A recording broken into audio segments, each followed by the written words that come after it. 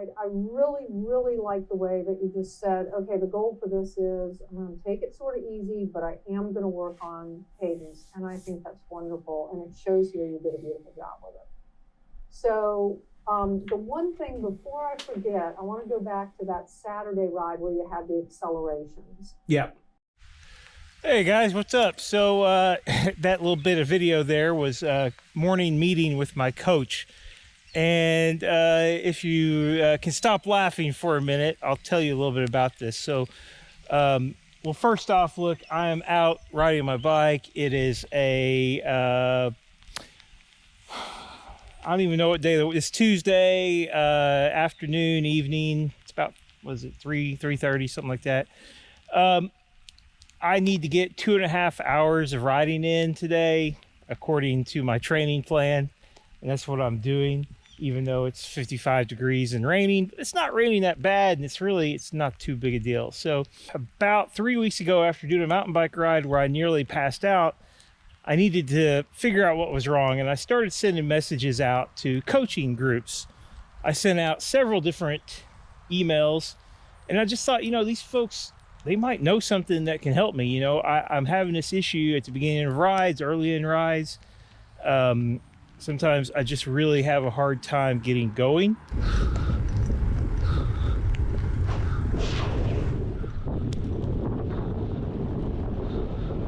I have a hard time breathing. I feel like just something's wrong with me. And I got tons and tons of really good information back, things to check out, things to talk to the doctor about, you know, recommendations to go to the doctor, all this different stuff. But one really stood out, and she just, this particular coach had so much detailed information. She had done some research, and she really had kind of looked into some stuff, and it was kind of like, oh, that's really cool. And this was with Carmichael Training Systems, and they called me back and they had a special offer for coaching. It was a pretty good deal. It was basically zero money down, try it out, see what you think. We'll give you a month free and we'll give you a discount. And it was like, you know. So let's talk about what coaching's like. You know, I've only been in it now for a little over 2 weeks, so I don't know a lot, but I'll tell you what it's so like so far. So first off, you're gonna get a workout plan. You're gonna get a ride plan. And my coach has really gone out of her way to talk to me about, like, you know, like how that ride plan can best be what I want it to be. You know, like what days do you usually don't ride?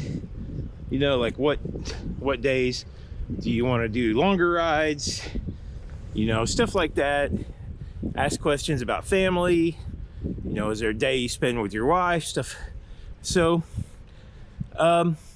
after looking at, you know, like where I was at from previous rides in Training Peaks, which is another new thing, Training Peaks.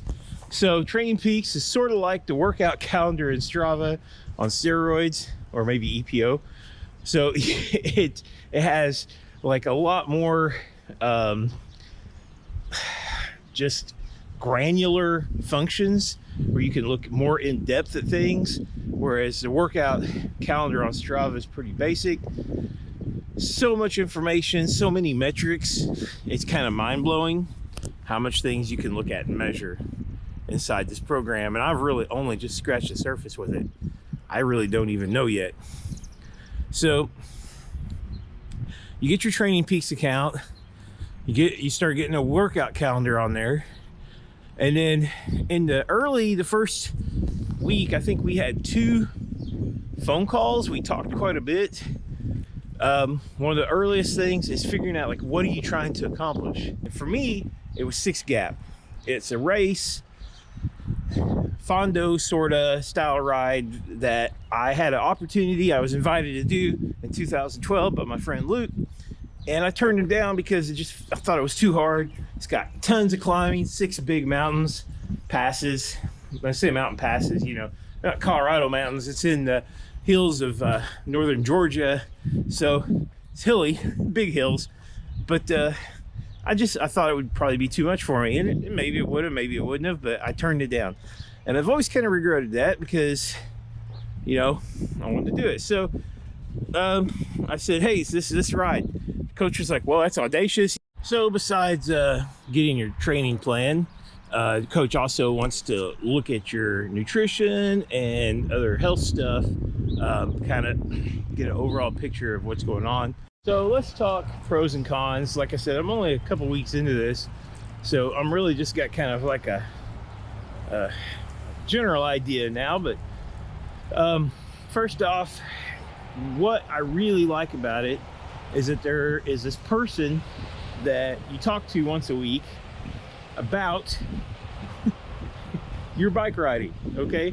And they're genuinely interested. If you know a bike rider, if you are a bike rider, you probably spend a lot of time talking to people about your bike riding, and you know they don't really want to hear it. You know, it's like, they're like, I talk to Shauna all the time, you know, and I'm telling her stuff, and she's like, I can see her eyes glazing over, and she's like, oh my God, I wish she'd shut up. So anyway,